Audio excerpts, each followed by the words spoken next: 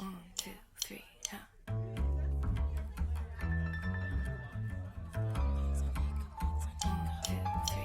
Sayo says, have you heard what Sayo says? Whether she's sitting down by herself or with her friends, that's what Sayo says.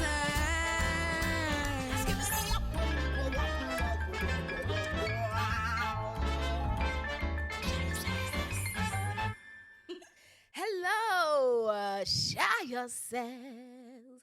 Have you heard what Sayo says? Whether she's sitting down by herself or with her friends, that's what Sayo says. I know every single week, every episode, I talk about how much I love this jingle, but I love this jingle so much because it's just so fun.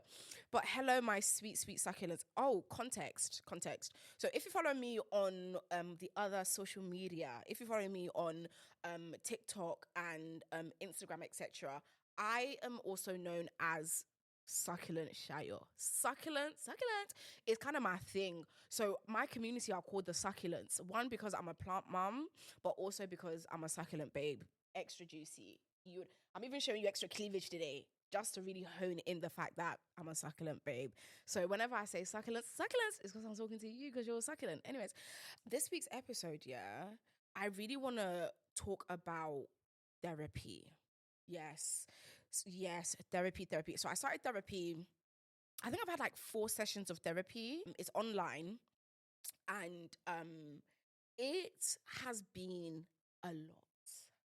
It's been a lot. You know, when you don't even realize just how much it is you're holding in and how much it is you're carrying around with you, and then all of a sudden you're in an environment where you're being encouraged to talk about it, you're being encouraged to delve deeper into something, you're being made comfortable to explore something that you may have already explored with, you know, your friends and family and whatever, but there is something about being in that space where it's like the emotion memory as well. Emotion memory is so intense because the way trauma like lives in the body and memories, etc., affect us physiologically is crazy. So my first session, oh shit, I was crying like a baby. I cried within like 20 minutes. Within 20 minutes, I cried, and it felt like the dam that was holding my tears back just broke, and everything just came pouring out. I was like, I was gasping for air. It was so intense. 20 minutes in, I start crying, and everything just felt so heavy but light at the same time. And so I've been going through this journey of trying to just really entitle myself to feeling however it is I feel. I've been doing this anyways, but in the context of therapy, the conversations and the things that we've been talking about, obviously each session gets it. The therapist, her name is Marlene. She's so lovely. Also, even more context. So I started therapy because the therapy was a gift.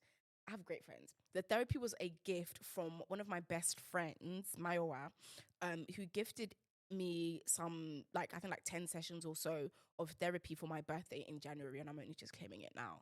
And he set up the whole thing for me, and all I needed to do was log in, and that was it.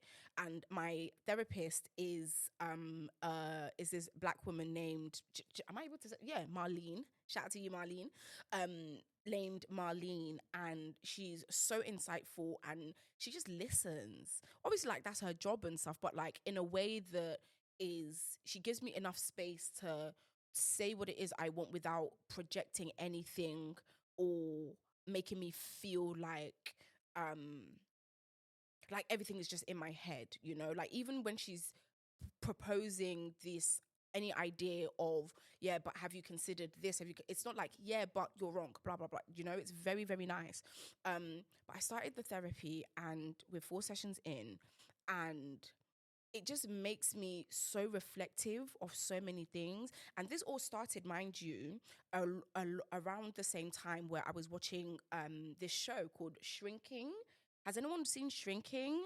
My producer behind the camera is like, yeah. She's like, Clark it, yeah. Shrinking is such a good show. It's on Apple TV. What? Also, a little bit of a tangent. Why do Apple TV move so nonchalant with their shows? They're so nonchalant with promoting and marketing the shows. Mind you, they've got gems on there. They've got gems. They've got such great shows on there. So I was watching Shrinking, which is a show about a shrink, essentially. Great pun. Love the wordplay. But it's also a double entendre. Yeah. Because you've got shrinking as in a shrink, and then shrinking as in shrinking, like, oh, you feel like you're shrinking, like things are coming closer, and oh, shrink is great.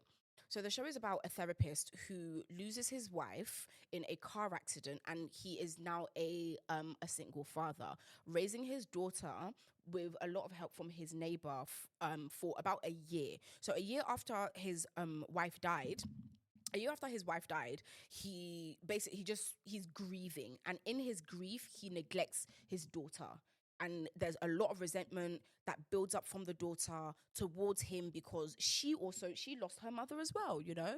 But obviously when you're grieving, it's something that it's like you have blinders, and grief is in a way that it's not linear, you know. Like I still grieve my sister who passed away like 13 years ago, like it happened literally just yesterday. And so emotion memory is like a big focus on the show. So it's basically you're following his story, and he has this community of, you know, he's a psychiatrist, he's a psychologist, etc. And so he has patients. We're learning about his patients and his community, and it's just a very emotionally intelligent show. It just shows you so much of how to process what it is you're feeling. The themes are of forgiveness, themes are family, love, mental health. And so it's just a very well-rounded show. Delicious. You should definitely watch it. So I'm watching Shrinking whilst I'm you know, having my therapy sessions and stuff. And the whole time I'm just constantly thinking about how important it is to be emotionally intelligent. And then I was in a situation where I was talking to someone who did not have any almost any emotional intelligence in how they were talking to me. And what that made me do was shrink. You see how everything just came back full circle? Great. Amazing. Wow. And it made me want to like shrink, but not in a way that is like, oh my God, like, oh, I'm so dainty. Oh, it's like, it made me want to shrink, as in like, it made me want to just remove myself and take back. I literally snatched back my personality privileges. Like, you actually don't have the privilege of my personality anymore. I'm so sorry for you. And so I was talking about it with my therapist, talking about the situation with my therapist. And she was, you know, talking about the importance of forgiving. And I have beef with the whole forgive and forget kind of thing, especially when it's pushed from a like a manipulative, almost coercive kind of way. You know, like there was this tweet. I'm going to reference Twitter because I use Twitter as like my diary, right? So there was this tweet that I made talking about how if your forgiveness, I think the tweet goes, forgiveness, comma, when pushed from a place of religiosity, can be coercive and manipulative, because you're not even giving me the time to feel what I'm feeling. You're trying to rush me through the process for your own comfort. You're trying to use you know, forgiveness and things like that outside of the context of religion and religiosity is very common. It's very natural. It's very human. That's how we scaffold our understanding of each other. Like, humans are social creatures, and so it benefits us as we've developed civilizations and societies that, you know, we rely on each other. And so in order to keep on relying on each other and to benefit from each other mutually, there needs to be an element of forgiveness, but obviously with discernment, right? It's not everything that you forgive. It's not everything that you forget. And I feel like that is a form also of being emotionally intelligent. Like why should I forgive something so heinous just for the sake of maintaining a relationship with somebody? It's not everything that you must forgive. And so when forgiveness is pushed from a place of, like religiosity and, oh, like it's good for your soul, it's blah blah blah, it's like, okay, cool, but you're not listening to what I'm telling you about this situation. Like, forgiveness isn't something that is one dimensional or linear like many other things, right? But it's up to the person if they want to forgive somebody and what they do following that. If you decided that you want to forgive someone and you don't want to have a relationship with them afterwards, that's fine. But if you also decide that you're not going to forgive someone, you don't want a relationship with them, I think that's also fine as well. We have boundaries. In one of the other episodes, in one of the previous episodes, we were talking about boundaries and how I used to suck at setting boundaries. And that was because I had internalized this forgive and forget thing from a religious standpoint. Obviously, I'm no longer religious. But it made me understand so much of how it was coercive in a way sometimes, obviously not all the time, but a lot of the times it felt like it was coming from a do this because it's not because it's, a good thing for you to do, but because you don't want to be punished almost for not being forgiven because you're supposed to be forgiving. I had this idea that you're supposed to be forgiving. You're supposed to forgive anything, anyone, all the time, essentially. And then I was like, no, that just doesn't make sense, because again, in one of the other episodes, we're talking about giving people the benefit of the doubt. It's not everybody that should be benefiting from your doubts. It's not everybody that should be benefiting from your doubts. And so, like, having that conversation with my therapist and,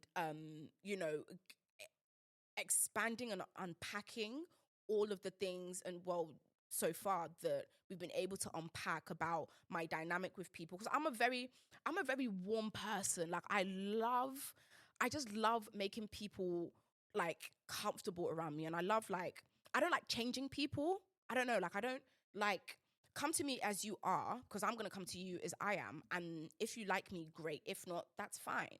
That's just me. Like, I don't feel like I need to change people. I don't know. I just don't think I need to change people. It's either we get along or we don't, but, and I also don't like spiritualizing things.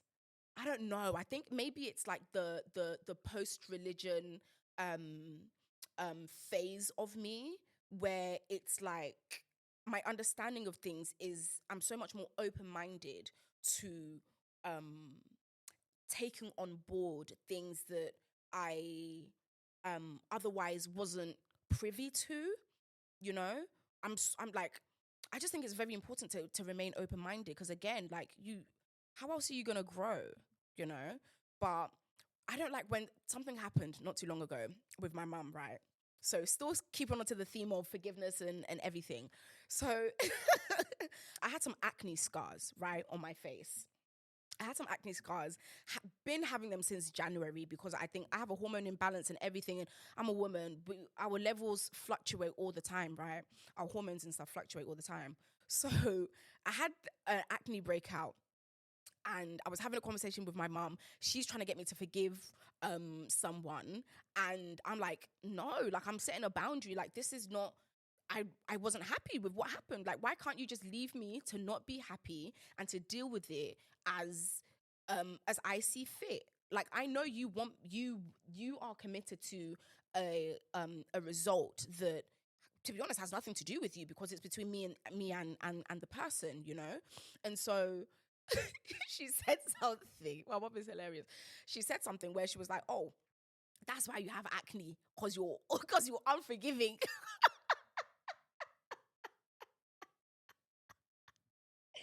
I said, okay, shady. And that's literally just not true. But like, she started spiritualizing. She was like, yeah, it's because all of those feelings, all those emotions is showing on your face. You know, you're blah, blah, blah. I'm just like, Mom, you're so cute. But that's just not true, because I quite literally have a hormone imbalance. I'm about to start my cycle.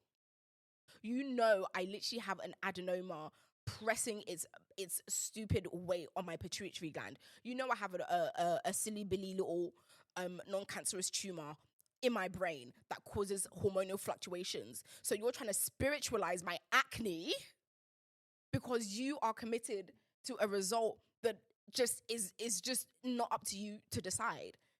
And so when people like spiritualize things and things like that annoy me, because it's like, you have convinced yourself that the reason this thing is happening is due to something that has no causal link. How am I supposed to how is that helping my understanding of what I'm going through and my body and the world? How is that helping my understanding? Because you're just making things up now.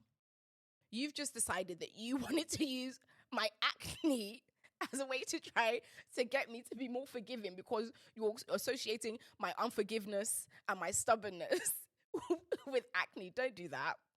Don't do that. Mind you, my face is clearing up now. Skincare routine is finally starting to care, But when things are over-spiritualized, to me, it's not helpful. I don't know. It doesn't bring me any comfort. It also doesn't feel comforting. It doesn't feel threatening either. It's like, okay, this just isn't true though. Like, there's no causal link, right?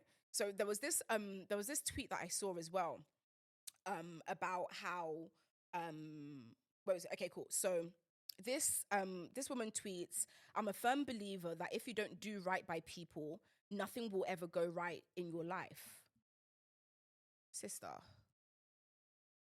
Like, I understand, obviously, that when people tweet and make statements and stuff, that you need to be able to decode it. You need to be able to draw your understanding from it and sometimes not take it so literally. But let's take this literally. I'm a firm believer that if you don't do right by people, nothing will ever go right in your life. That's just not true though. I mean, it's very idealistic, and it's something to aim towards, like, do good. But if it's a transactional thing, is it really you doing good, or is it you just trying to get other things from other people? Like, if your goodness is coming from a place of you gaining more and more from it, and there's nothing wrong with that. It's actually it's also one of the laws of one of the natural laws, like, of transaction and give and take and stuff. I understand that, but that's a statement of absolute, and that's just not what it is. That's just not reality, because look at the world. Evil people are winning. Guys, evil people are winning, and it's so terrifying. You'll have instances in which the good that you have done, is returned as a way of, through way of appreciation. You help someone out, and then you can call on a friend. You help a friend out, you call on them for a favor. They're more willing to do it. But guys, good things happen to terrible people. Terrible things happen to good people.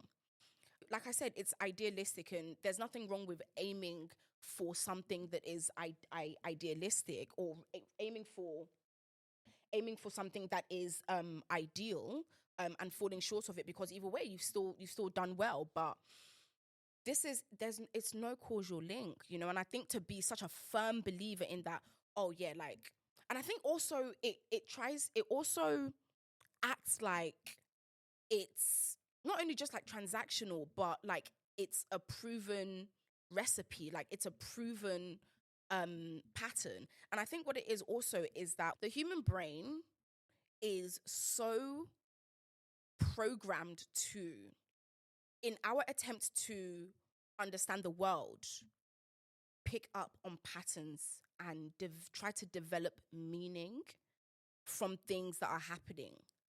And so I feel like that's what that is, you know, like we're trying to come to this idea that we've observed a pattern, and so we're trying to make sense of it and we're trying to interpret it. But there's so much in this world that is just not, it's just not an ideal world. There's so much that is just so unpredictable, you know? And so I think similar to when people say things like, oh, everything happens for a reason. And you can, on the level of, you know, like belief, of course you can believe that. But for me, I can't take comfort in that. I can't take comfort in it. So if you can imagine me and my therapist, we have very interesting conversations. We have a lot to talk about.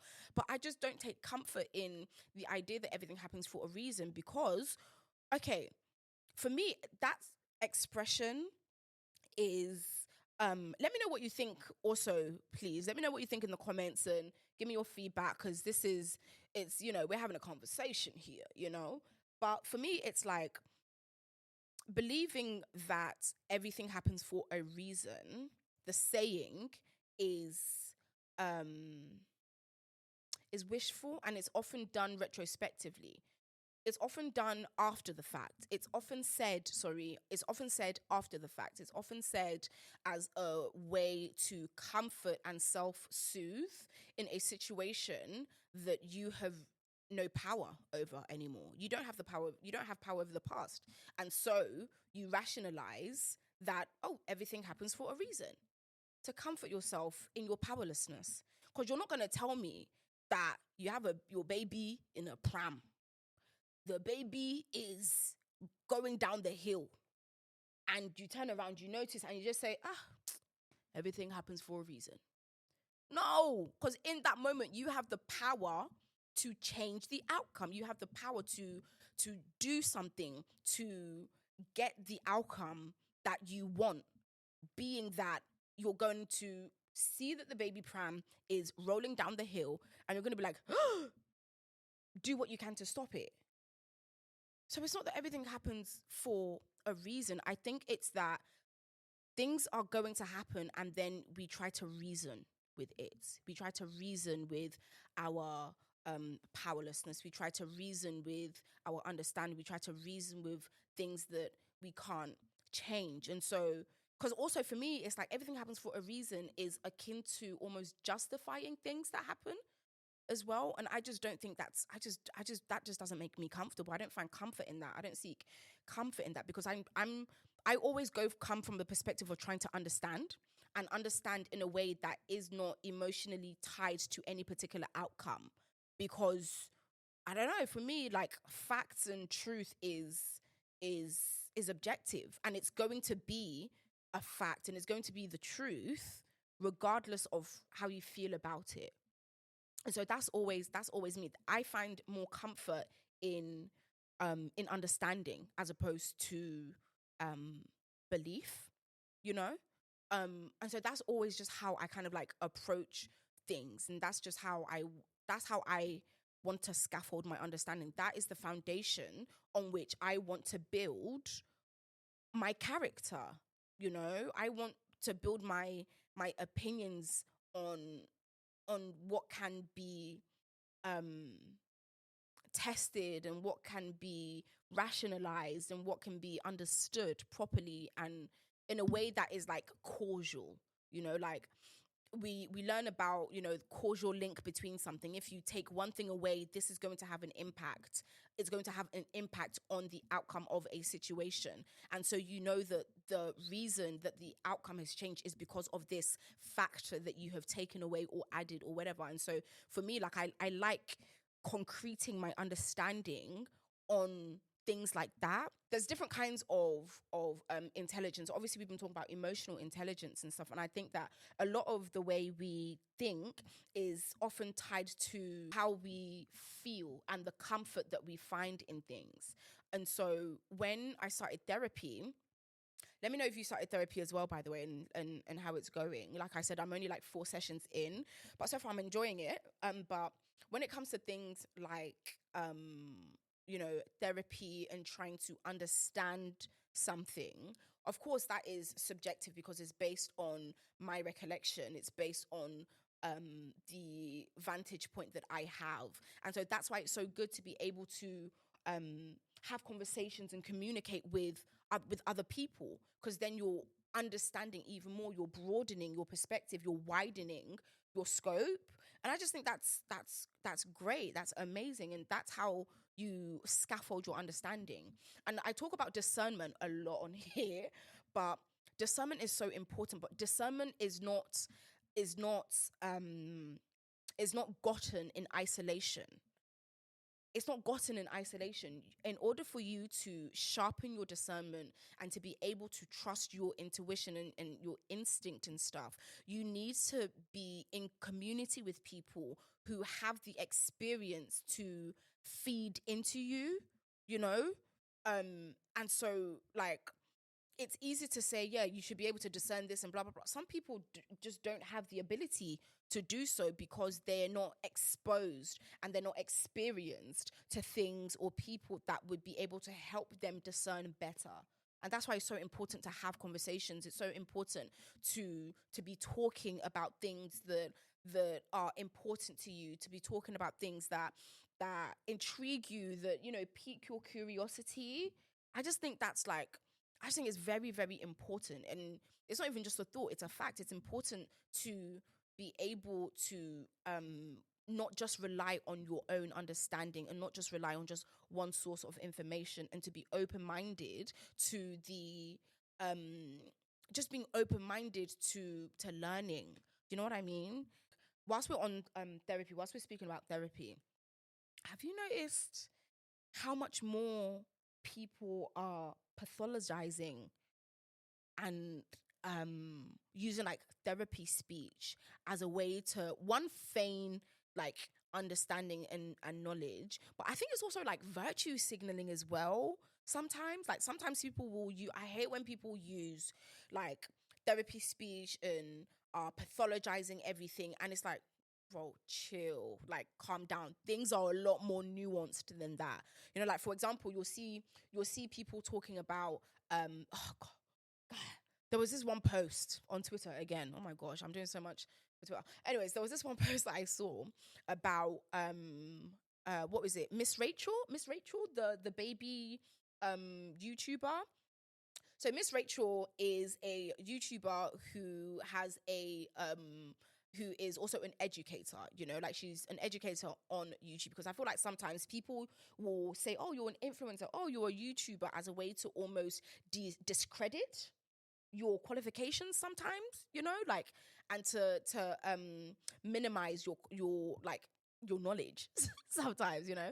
But so the tweet was something along the lines of so it was a video compilation of parents showing the impact that Miss Rachel's voice has on their children. You know, when they're having a tantrum or when they're crying, they'll turn on Miss Rachel and the children will stop crying and they start dancing, and, you know, they're happy again. Why did this babe now come and say, oh, it's so scary? I'm paraphrasing, obviously. It's so scary how babies are developing parasocial relationships with a YouTuber over their parents. Like they're being comforted by a YouTuber over their parents. Slow down, baby. Slow down. It's not a parasocial relationship. She's quite literally so well versed in infant and early childhood development and early child development that she's utilizing her understanding and her knowledge of how to calm and soothe and understand babies to help parents do the same. Because again, you cannot rely on your own understanding to achieve things. Sometimes it's communal. Why is Sister Girl now pathologizing babies liking Miss Rachel? Let's not do that. Let's not do that. She said it was dangerous. Babe, I promise you the babies won't even remember this. The babies won't remember this. Like, we're social creatures. Children are raised within a village. Like, it's not, do you know how overwhelming and overstimulating parenting can be? And that's coming from someone who isn't even a parent, but I co-raised my younger sibling, older siblings generally do sometimes, you know? Like, but I know that being a parent it's not enough to just rely on the mother and the father, or the father and the father and mother and mother, depending on obviously the dynamic of the family. Like, you can't just rely on that. And so pathologizing a very innocent interaction between an early childhood developmental educator who was very accredited, and you know, the proof is in the pudding, Miss Rachel is that girl, you know, to it being this sinister, ominous kind of thing to be wary of, babe. It's really not that. And so, but I think that's what social media has kind of gotten people into doing, you know, pathologizing this and making very simple and easy to understand interactions and dynamics. They now turn it into something. I feel like it's also a form of pseudo-intellectualism. You know, like, you want to seem like you have this insight into something that just is just not giving it's just not giving that. Like, that's just not what it's given. I feel like it's not too long ago we were talking about the rise of anti-intellectualism.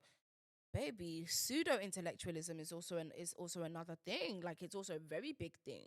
And I think people love also to seem like I said earlier, to have to be more privy to information, or to have this hot take. Everyone is so eager to have this, you know, hot take that is like, ooh, you must, you know, something. Oh, I'm seeing it in a different way. It's just like, babe, it's not even valid. This your take is, it's not even, it's I hear it, but not in this instance. Do you know what I mean? And so even me as well, like, I'm always very careful to not make a mountain out of a molehill, and to not get so caught up in my love of discourse. I love discourse. I will never be it's not that deep merchant, because it may not be that deep to you, but there's a level of depth that that is there, you know, like, there's a level of depth that you just are not, again, privy to. And so sometimes people use that as a way to, like, validate their pseudo intellectual desires and approaches, you know. But yeah, it's just very important to again, just challenge what it is you are seeing and what you're hearing, and to take a step back and be like, okay, cool, like, what do what is my understanding of this, you know? And I'm always the first to be like, I might be wrong. I think it's so important to be open-minded, and to know that there is so much that you don't know, you know? And so that's why, like, conversations, I love a good conversation. I love a deep, meaningful conversation. Oh my goodness. But it's so important to talk about things that people just accept as being true. Whether it's a faith-based belief, like, you know, everything happens for a reason, or I'm a firm believer that if you don't do good onto other people, nothing good will ever happen in your life. That's a faith-based belief, you know, but you can't just accept that, you know. There always needs to be that kind of like, okay, but let's actually unpack that. Let's actually, like, challenge that. I love challenging what I think I know. I love challenging the things that I believe. I love challenging the things that, you know, I've internalized. And because I don't know, I just want to be well-rounded. Like, that's my thing. Like, I really just want to be well-rounded. I just think it's so important to focus on being a well-rounded person, being open-minded. And I think over the course of Sayo Says, have you heard what Sayo says? Over the course of you know, the show, you're just gonna see so much of that, and I'm so excited. But yeah, like, that's me. Let me know if you relate to anything that I've said, if you disagree with anything that I've said, if you have a rebuttal with anything that I've said. Obviously, these are only shorts. These conversations and these topics are so nuanced, and I love nuance. I absolutely love nuance. And so what I'm saying, there's so much more that can be said. And so that's where you come in. You say it. You let me know what I've missed out. You let me know what your thoughts are. To round up, therapy is going great. Emotional intelligence is very, very important. In another episode, we're going to talk about emotional intelligence, and then we're going to talk about the gender dynamics of emotional intelligence in the context of how emotionality is attributed more so to women as a way to invalidate emotional intelligence, because they're not saying, oh yeah, but this is an emotional response. There's intelligence in emotion, first of all, and only an emotionally unintelligent person would try to use your emotions as a way to invalidate your reaction to something. Like, okay, so, and then also how men, this whole idea that men are more logical, and all of these different paradigms. Like I said, I love nuance. Like, I love it. I love yapping. I love talking. I love talking about things that people just accept to be true. And I love talking about the things that have opened my mind. Because to me, I just think, like, why wouldn't you want to learn? Why wouldn't you want to, like, why are you so emotionally attached to a comforting distortion or a comforting belief when there's, in my opinion anyways, like, and also like, evidently in a lot of cases, there's so much more power in knowing. Like, if I believe something that is wrong, how am I benefiting from that? Because I'm comfortable? Uh, I don't find ignorance comforting. And I know people love saying, oh yeah, ignorance is bliss. No, it's not. What?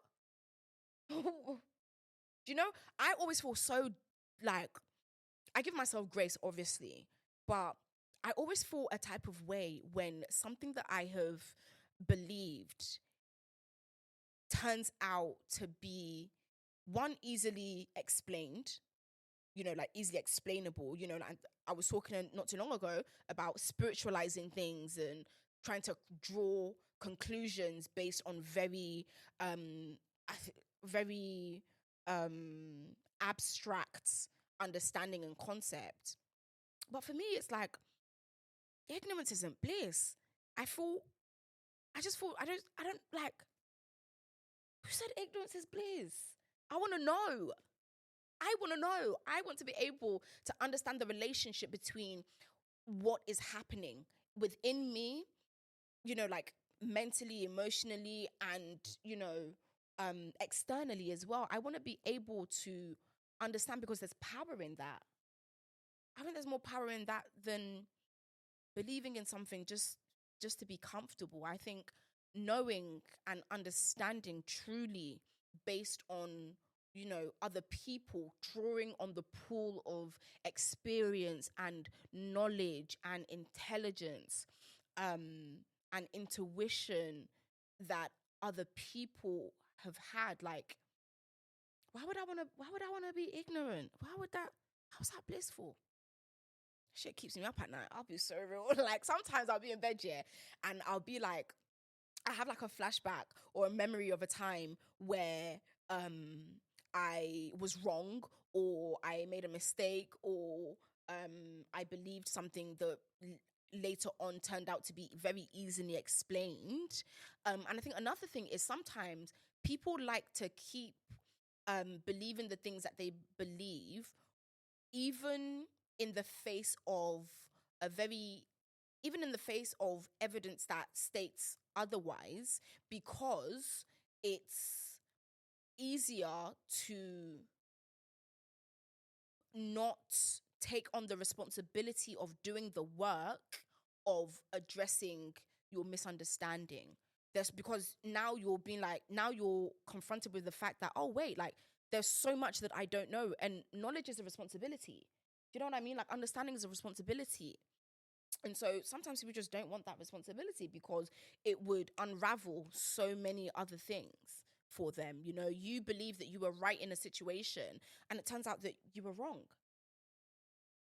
That can, especially if it's like especially if it's a kind of situation that caused a big blowout, or, you know, was really, was a big deal. I don't know, you know, because now you've got to do the work to acknowledge that you were wrong.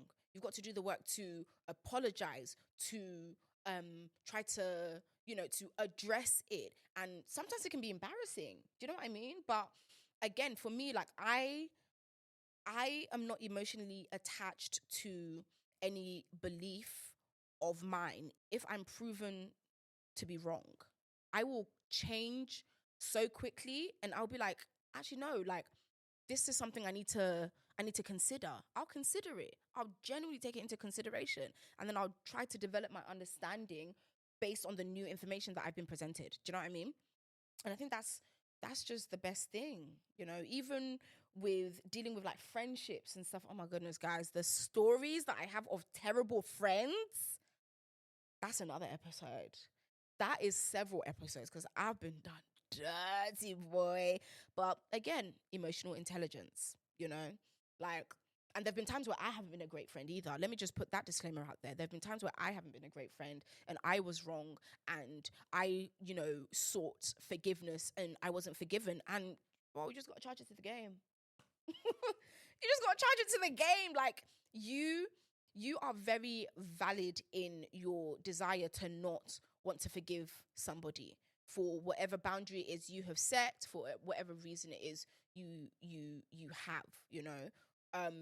It doesn't necessarily mean that, you know, you are right or you are wrong too, but again, it's a personal thing. You know, there have been times where I've forgiven someone and other people are like, I would have never forgiven that person. I would have never forgiven that. I'm just like, that's fine. It wasn't you. It wasn't you. Based on my experience, based on my relationship with this person, based on what I know, based on how much I trust my intuition, I have made the decision to forgive this person. And even in spite of how much someone knows me and how much we've experienced together, they've also decided to not forgive me in some cases. And that's their right. That's their right. Like, I'm such a big fan of boundaries. I'm such a big fan of not doing something just because you feel like you have to, or just because you feel like just for the sake of prioritizing somebody else, you know. Again, obviously with discernment, like, please, if it's a relationship you value, you know, it's up to you. But for me, if it's a relationship I value, then I give a bit more grace, because honestly, like, it's only people who you really care about and who you know who can hurt you because you have so much more of a better understanding of them. And so it feels like even more of a betrayal and they have a better understanding of you, you know? But yeah, like, emotional intelligence is great. Therapy is great. we're doing this again. Emotional intelligence is great. Therapy is great. Having conversations that challenge your prior world beliefs and understanding of the world and opens your mind is great. Being open-minded is great. But yeah, let me know what you thought of this episode. Let me know what you thought of this episode in the comments. Make sure you like, comment, subscribe. Send nudes. Don't send nudes. Don't send nudes. Please don't send nudes to my Instagram, but you can to my. I'm joking. Don't send nudes. Don't send nudes. I have lots already. Stop, Sayo.